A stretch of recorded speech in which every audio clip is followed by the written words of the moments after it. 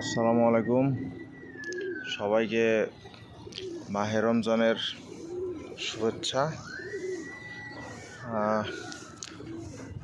এখন প্রায় 4টার মতো বাজে, বিকেলে ছাদে আসলাম।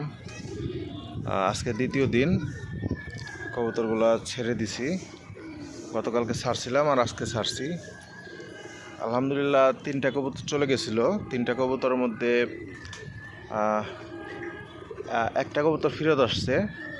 3টা কবুতর হারাই গেছিলো, কালকে রিটার্ন আসে নাই। তবে আজকে আবার দেখি যে একটা রিটার্ন আসছে, একটা কবুতর রিটার্ন আসছে, আর 2টা এখনও মিসিং আছে। যদি চলে আসে তো ভালো, আর না আসলে তো কিছু করার নেই আসলে। তারপরও সমস্যা নাই, কারণ হচ্ছে আমি খুব টেনশনে ছিলাম যে যেহেতু আটকায় পালি অনেকগুলো চলে যেতে পারে। তো সব কিছুই করে চিন্তা ভাবনা করে ছেড়ে দিছি। এখন সব আল্লাহর হাতে। 2টা মিসিং, যদি আসবে আসবে, না আসলে নাই, কিচ্ছু করার নাই। এই যে এখন বিকাল 4টার মতো বাজে, চলে দিয়ে দিছি। সবাই মোটামুটি ছাদের মধ্যে খেলতেছে, আর কিছু যে ঘরের ভিতরে যাচ্ছে আসতেছে।